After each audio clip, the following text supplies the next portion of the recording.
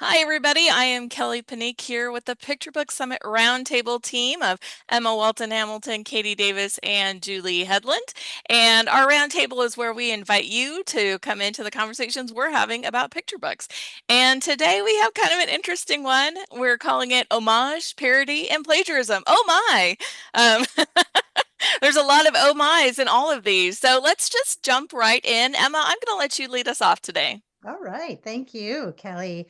Well, welcome everybody. And indeed, we are discussing the very fine line between homage, parody, and plagiarism in picture books. And I think before we dive into defining what each of those things are, I just want to touch on why it's important that we have this conversation and what it means and why it matters to picture book creators and the industry at large. First of all, as we know, children's literature is very much rooted in familiarity, in repetition, things that make children feel safe and recognizable and so forth. So picture books often do rely on familiar archetypes, classic structures, tropes, those kinds of things, which makes it easy to accidentally echo existing work out there. So it's really important to understand the difference between inspiration, drawing inspiration from an existing work, and imitation in navigating that realm. Bear in mind that publishing is a business and it is a legal business. So editors and agents and publishers are always going to be very highly sensitive to any kind of copyright infringement or intellectual property right infringement issues.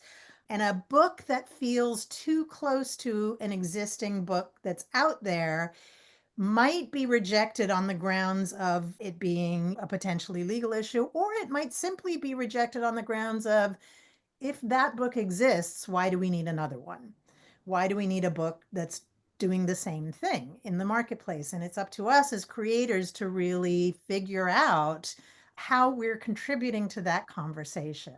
There's a great tradition in literature, in all forms of literature, not just children's publishing, of an ongoing conversation between creators across the centuries and across the decades. I remember once taking a poetry class with Billy Collins, the great poet Billy Collins, and he said very specifically in the course, he said, all forms of literature are an ongoing dialogue from one author to the next across the generations. So there's nothing wrong with drawing inspiration from beloved books and beloved authors who have come before us.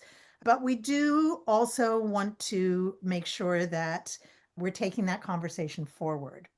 And bear in mind that originality is a selling point in the industry, in the business. It's a very crowded market. So looking for that fresh take, fresh voice, that's very much part of our job as creators, bringing something new to the conversation. Bear in mind also that the children's book community is a very tight knit one. So word spreads very quickly in our industry if somebody is accused of copying, and we really want to work on maintaining our integrity and our reputations for originality and creativity to really build trust with our peers and with publishers and so forth. The line between the three things we're going to talk about today is it can be quite thin. And so that's why it's important that I think we have this conversation. It's also important because young readers really deserve creative, original, meaningful content. And homage in particular, which I'm going to start out by defining, can be a really beautiful bridge, can be a really lovely way to draw inspiration and to practice craft and to honor traditions or those who have gone before us.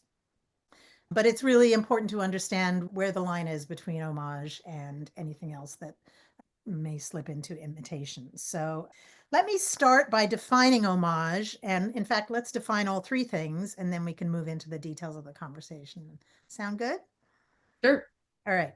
An homage can best be defined as a respectful nod to another creator's work. So, an homage is something that celebrates an original while also transforming it in some way, adding a different perspective, a new voice, a new concept, adding something new to the conversation. That is homage. Katie, do you want to define parody for us?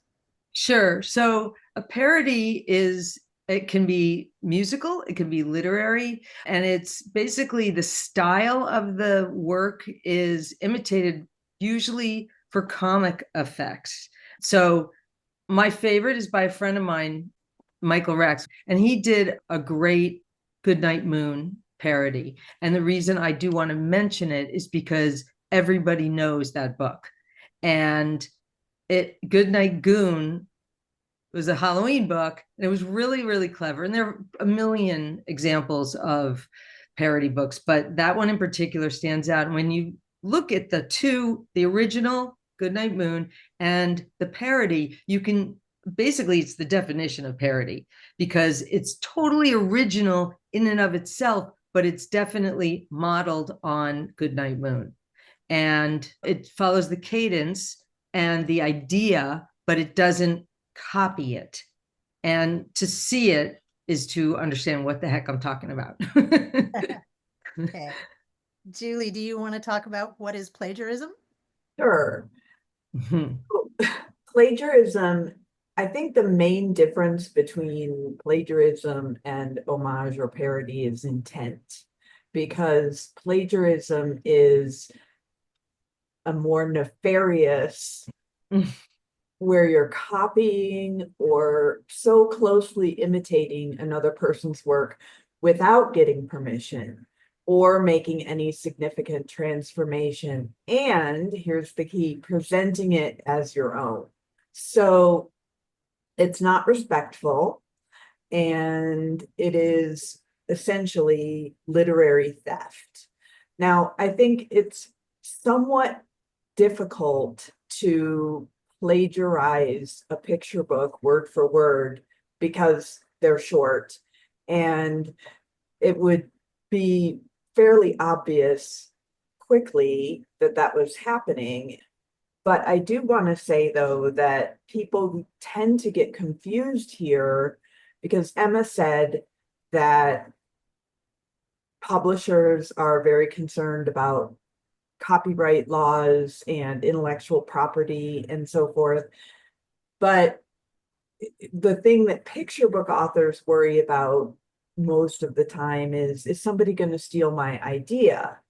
And ideas cannot be copyrighted, nor can titles cannot be copyrighted. Very good point. So that is not plagiarism if somebody writes a story that is and gets it published that's a similar idea or subject. We saw examples one year of like 3 books that came out on Ada Lovelace, for example. So plagiarism is a very specifically defined term in the legal framework, and it's also difficult to prove. So that said, there have been cases, plagiarism cases. There was one involving Dr. Seuss's estate, where you might think that would be fairly safe because, first of all, he's no longer alive. And secondly, many of the works based on Seuss are parodies. But I would say most of the plagiarism cases involve longer works. But still, as creators, we want to be very careful about that line between just taking something and spinning it a little and then putting our name on it and hoping for the best. Because again, as Emma said, originality is a selling point. Right. And I think when it comes to homage and to a certain degree parody, I think one of the first and most important aspects is to think about, first of all, your intent behind honoring this classic or this familiar other work, and also to what degree you can acknowledge the fact that you are creating an homage. So I can just speak to my own experience with homage to a certain degree. Our book, Waiting in the Wings, is a little bit of an homage. If you read it, you'll note that it begins with a pair of ducks looking for a place to nest. And their urgency in the search for a place to make a nest in a sort of, ours is a small town, but it's, you know, a slightly busy environment, could be construed as an homage to the great Make Way for Ducklings. Our intent, however, was not to write an homage to Make Way for Ducklings. Our intent was to take a creative spin on a true story that actually happened in my life when a pair of ducks nested in a nesting box outside the theater that I was working at. And yet we knew that the beginning was close enough to Make Way for Ducklings that when we were pitching the manuscript, we were describing it as, now, of course, it's very different because it's set at a theater, and what ensues in the story is all about how the arts can inform our lives and our children and so forth. But what we said was basically Make Way for Ducklings, but, you know, meets Glee, you know, set in a theater environment. So we're But you had to nodding. acknowledge it. You had to Right. That's a acknowledge way it. of acknowledging it and saying, yes, yes, there is this similarity, but it's going to take a totally different direction. And another way of acknowledging it is in the back matter, which is a separate conversation. But in our book, The First Notes, the story of Do Re Mi, we are honoring not another book in that case, but a song, the song Do Re Mi. And we spend a lot of time in the author's note and in the back matter talking about Do Re Mi, the song, and what our relationship, particularly my mother's relationship to the song, was, and why it was meaningful for us to incorporate those lyrics in this book as a means of introducing young readers to the solfege, to the Do Re Mi Fa Sol La Ti Do solfege, and to the idea of musical notation and how it came to be and so forth. So it's really important that you take some time to think about, if you're inspired by another work, take some time to think about, what is it that inspires me about this work, and how is my work different? How can I acknowledge that inspiration while at the same time having a different intention of what I hope to impart to the reader, what I hope to leave the reader with? Start with that. It's not enough to just say, I'm going to write another Eloise, or I'm going to write another, you know, you got to think about what you're adding to the conversation. Yeah, I would say with Overbear Underwear, it's not so much an homage of anything, but I wanted to just talk about the difference between an outright homage and being inspired by something and then taking it in your own, right? So there were two things that really inspired and informed my writing of Overbear Underwear. And you guys are smiling because you know one of them is the movie Airplane, which would be completely invisible to most people, right? But We know you. I've told the story about how that scene, you know, over is over under and under is overdone, just cracks me up so much. And so I wanted to play with that, but the other inspiration for me was the author illustrator Jeff Mack, who writes these very funny, very spare picture books. And one of my all-time favorite books still is a book called Good News, Bad News. And it's a crusty old rat and a happy bunny, you know, so it's like sunshine, and the only words in the book are good news and bad news. And the way that that changes in terms of tone and who's speaking and the facial expressions and all of that. And so those were the two things that I kind of combined. I wanted to write a spare story that had this kind of play on the way that you use the words, and then also it was an homage to that one scene in the movie Airplane, but it was really, that's what I would call inspiration. And then you say, well, how can I challenge myself to write something in this vein? Nice. Obviously, we're writers here talking about writing, but it's not limited to writing. It can also be true. You can also pay visual homage to a source of inspiration. And Katie, since you're the illustrator among us, would you talk a little bit about that? Well, you know, everybody's style. I mean, people can imitate somebody's style. You know, somebody who can do art can, if they're that kind of artist, you can copy it. And there have been, and don't ask me off the top of my head what the titles are, but I've seen where they have given homage to various styles in order to make a point. But if you do it and you just, again, don't acknowledge who you are imitating or parodying, or that is then turns the corner into plagiarism. Yeah. So intent is a lot of what we're talking about, because as Julie said, if you intend to just steal something and I'm just going to do it the way they did, even if you just take a few words. And also, Julie, to your point, I think I'm veering a little bit, to your point about titles, I wrote Party Animals in the early aughts, and there have been other books called Party Animals since then. And Scared Stiff, also, same idea. So, I mean, I don't know what those books are about, but it's nothing you can get upset about, because it just is what it is, you know. Well, you can be upset. You can go in your room and cry and all that stuff, but it's not worth anything. But anyway, I think that if you're going to do, there's something on the tip of my mind, and I can't remember the name of the book, that does show styles of different artists. And I'm sorry that it's escaping me. Maybe we can put an addendum on this, but Show notes. yeah, right. Show notes.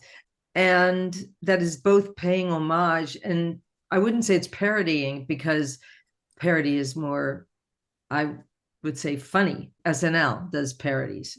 And what was the question? No, it's just that can you make visual homage as well as Totally. Yes, of course you can. I mean, you know, style, and it just visual parody. depends. It's your, yeah, it's again, it's the acknowledgement. Right. I mean, what is the story about? And like, if I did, for example, I'm thinking of Hervé Toulet's book, where it basically looks like an iPad and it has dots in it, and it says push this, and then you turn the page and something happens. If you did a book like that with squares and something like that, that would be more stealing an idea rather than parodying it or playing homage to it. And it's really is a fine line.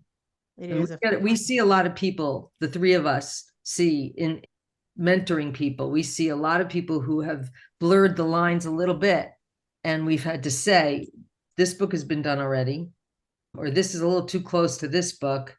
You've kind of have the same character, like, why do you have a squirrel when that book has a squirrel, whatever it is. And you need to do your due diligence and make sure you are not copying, and that you're coming up with something original. And how does it differ from the original? right. And I would argue that, you know, there are other ways, obviously, Fractured Fairy Tale, for example, you know, we see a lot of those. We see a lot of parodies or homages to the Three Pigs or to Goldilocks, you know, that's a lot of those time-honored tradition in picture books. And those are fairy tales or fables that are long since in the public domain, which just for anybody who's listening and doesn't know what public domain means, public domain, generally, creative works fall into the public domain when they are more than 70 years old. So it's typically after the original creator has passed away and work is over 70 years old. There isn't necessarily an active estate managing the creative content, whatever it may be. It's no longer in print, in active circulation. Then it falls into what's called public domain. That is one thing you can do, is you can look up works that are in the public domain and see, has this fallen into the public domain? And if so, is it fair game? I remember when certain characters fall into the public domain. I remember when the Happy Birthday song went into public domain and everybody was doing parodies of the Happy Birthday song. So that is something you can do. But again, it's all about thinking about what you can add to the conversation, because it's not enough, even if it is in the public domain and there's no legal component to it, it's not enough to just recycle something in the marketplace. You know, if that thing already exists, you need to bring some fresh perspective to the thing that makes it relevant to or resonant for today's kids and adds to the conversation in some way. The other thing I would say to add to that is, even if you can do something, it doesn't mean you should. Right. And so I've got a couple of examples. I have done a couple of parodies or attempted to. Neither they haven't gotten published yet. One of them is a parody of a very well-known song, and In the public domain. it's not in the public domain. It's not? No, this is a different manuscript. Oh, okay. So, Never mind. very well-known song. The creator is alive and well, and it is absolutely, there's no doubt that it would fall under the legal definition of a parody. It's one of my favorite things that I've written. It was on submission for a while. Jane Yolen critiqued it and loved it. My agent read it, loved it, sent it out. But here's the thing, even though it meets the definition of a parody, the publishers were still like nervous about taking on a project where there might be somebody with their whole team of big guns coming in and saying no, right?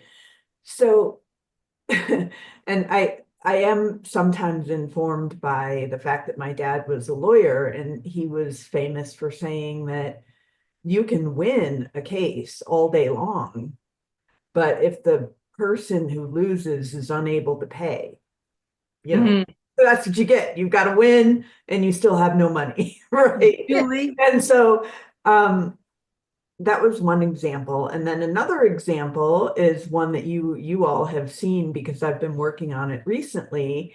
And that is a parody of a song that's in the public domain.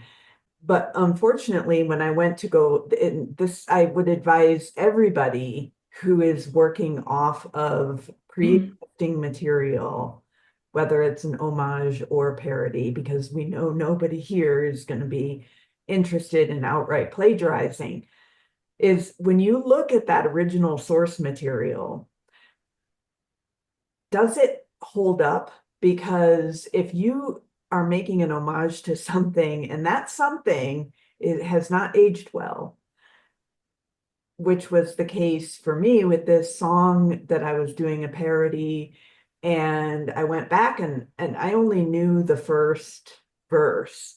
And so when I went and looked at like the subsequent verses, I was like, oh my God, this is horrible. It was very devastating take on past history. And so no way was I going to put my name on us. Hey, this is Kim Norman is an example of somebody who does a lot of these to great success, right? So she did This Old Van, which is a take on This Old Man, and lots of people have done takes. Alan Katz also. Old MacDonald had a farm, or, Mary Had a Little Glam, and those kinds of things. But you need to make sure that the source material that you're looking at is appropriate and something that you would want to have your name connected with. Now, the way that I worked around that is, well, now I've got the story and the structure, and I don't need to follow this meter anymore. And it's totally different. So I can just disconnect. I can disconnect it from that song. Right. Julie, I have a question for you. Yes. That somebody listening might wonder also. So the first example, when you said you sent it out and the publishers were skittish about, garnering wrath from some big music person, couldn't the publisher go to that person's team and say, hey, we have this picture book, it's a parody, blah, blah, blah. It's, this writer loves this author, whatever, a songwriter. How do you feel about it? We want to be above board. Or you could, They could, and they were just like, we're not going to, at least at the time. This has now been quite a few years. But at this point, my agent and I are now talking about reaching out to that songwriter team and saying, for me, I wouldn't even mind if it was like a co-author situation, because I just want the book to get out there because it's fun. I love it, But all of which is to say, you have to be very, very careful with homages and parodies anyway. Plus, you have to make sure that you're adding something. And Emma, you were talking about visual homages. And in terms of adding something new to the conversation, I think one example, more recent example of that is Aaron Becker's Journey trilogy, especially if you look at the first book, which is called Journey. And it is a child drawing a door, and they go through the door and end up in a different world. And It's it's Harold and the very, Purple Crayon. it's very much, very for certain, an homage to Harold and the Purple Crayon, but you could not have a more different style, rhythm, cadence, and even ultimately the story, because there end up being two children and then it goes forward. So it's, That's wow. a really beautiful example, Julie, because also when you think about how old Harold and the Purple Crayon was, part of what defined Harold and the Purple Crayon was the limitations of printing and publishing in the day that it was Right. published, right? Color. Limitations of color and so forth. And so now Journey takes that concept and uses all of the tools and the equipment and the resources that artists have at their disposal today and just, explodes the world. Right, exactly. So that's definitely where you can add, and you can take something and go with it. Sometimes it's easier with adult examples, right? Like Wicked by Gregory Maguire is very Right. much an homage. Gregory's very talented at that. Yes, but I mean, that's very much an homage to the L. Frank Baum series, and the main character's name is Elphaba. I just want to include one more example that we haven't brought up, and Tara Lazara is also very good at homage and a little bit of parody, but I think of her 789 series, and it's an homage to those, film noir, Sam Spade detective books, and and that's another thing that you can do an homage to, is it doesn't have to be one particular thing, it could be a whole genre of things, and I think she's particularly good at that. And I wanted to also encourage our listeners to, if you're looking for things in the public domain, go ahead and research that yourself, because some of the copyright laws have changed over the years, where it can be 70 years after the author's death before it's in public domain. So just be sure that you're double checking that if that's an avenue you're looking to go down. Yeah. And also, just because an author has died 70 years ago doesn't necessarily mean there isn't still an estate. Exactly. Like Dr. Seuss, for example. Exactly. So what are some things that creators need to keep in mind as far as homage, parody, and plagiarism? Well, I think as we talked about, I think it's important to give credit where credit is due. Don't assume your audience knows who you're honoring, who you're sending up. Give that acknowledgement, give that credit to where credit is due. And I think it's also really important to ask, what am I adding to the conversation? How am I taking this thing that I admire a step further and shedding new perspective, offering young readers a contemporary take? What am I adding to the ongoing conversation? And to add to that, just ask yourself before anything, what's my intent? And then it translates into more granular questions that you were just saying, Emma. Yeah, I think that's really important. What is my intent is really, why do I want to write the next blank, whatever the thing is that we are in love with? If your answer is just because I love it and it was my favorite book when I was a kid, that's not good enough. That's lovely, but you need to have more of a reason than just, I loved that book so much and I want to write the next version of it. You need to have something else that you can add Sorry, to the people. conversation. Yeah. I mean, I know, because we all have our favorite books from childhood, but a lot of those books are still in print. And so, and are bestsellers at that. But I want to conclude with, Julie, you brought up such a good point about that song that was in the public domain but hadn't aged well. When you realized that, you didn't abandon the project. You just thought, okay, well, now I have the scaffolding. Now I have, the bones of the story. Now I can break out of that model or that mold and make it my own. And that is a time-honored way to use inspiration from sources that came before you. Actually, we were having a conversation earlier this week, my husband and my daughter and I. My daughter's in college and she's taking a creative writing course, and she texted me and she said, what's the difference between being inspired by somebody else's writing and just copying them? How do I feel like I'm just writing like this author, and not writing my own voice. And I wrote back to her and said, well, there's really, you're young, you're just starting out, you're finding your creative voice. There's really nothing wrong with experimenting with imitating other writers' styles as a way of finding your voice, right? In an exercise, in a writing exercise, as a way to begin, as a prompt. Right. And a There's lot of people do that. a lot They of people do that. actually, right. A lot of people actually transcribe books that they admire Yes, or love. absolutely. They And that's a actually write it, really good but exercise. never publish it. Right. And my husband happens to be reading Rick Rubin's book, The Creative Act, A Way of Being, right now, which is such a fabulous book for writers. If I highly recommend it. And he happened to be on a section where it talked about inspiration and how it starts out, I just have it here because I thought it was relevant to our conversation. He says the Beatles were inspired by American rock and roll artists like Chuck Berry and the Shirelles. But when they played, it was different. It wasn't different because they wanted it to be so. It was different because they were different. And the world responded. And he goes on to say, ultimately, it's impossible to imitate another artist's point of view. We can only swim in the same waters. So feel free to copy the works that inspire you on the road to finding your own voice. It's a time-tested tradition. And I think the keywords there are on the road, right?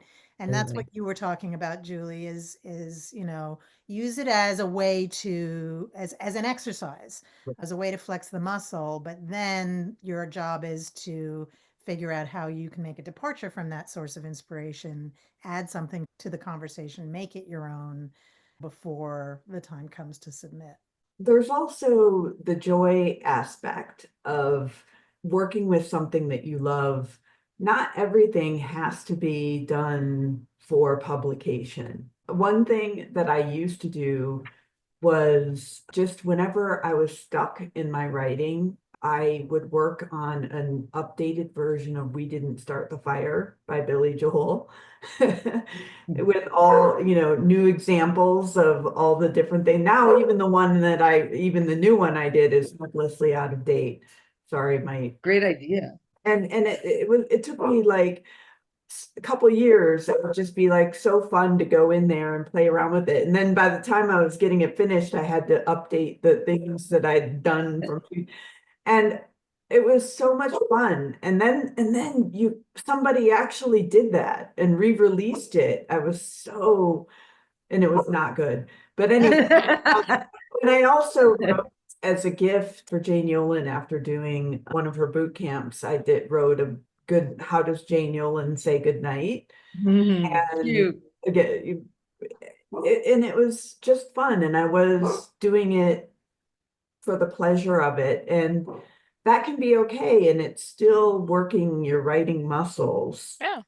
Absolutely. I just want to say also about you, Julie, and the unnamed bad original song that you at first were like, as anyone would be after working hard on something, like, oh no, I'm going to have to redo this. And then you totally like dug into it. And this is a writer thing. This has nothing to do with like plagiarism or any stuff we've been talking about. But I just want to bring it up because you brought that story up and how I just remember feeling so impressed with how you just like, you let yourself go, oh, and then 180 and you dug right back into revising it. And the revision of it is also just, nothing is wasted. When I learned to knit, I remember I had to take one whole row out, and the person who was showing me said, no, taking a row out, you're learning to knit still as you take the row out. You're still learning. And that's the same with revising. And if you find something is a direct steal that you didn't intend it to be a steal, it's okay, because you can revise it to make it your own, and it's still writing. Erasing is still writing. You're learning something as you do it. That's very profound. Because it's hard. Wonderful Yeah. analogy. You guys, this has been a fascinating conversation. Thank you for bringing this up and bringing this discussion up. For our listeners out there and our watchers, we appreciate you being here with us, and we'll see you next time on the podcast and or the YouTube channel or wherever else you might find this video or audio. Talk to you soon.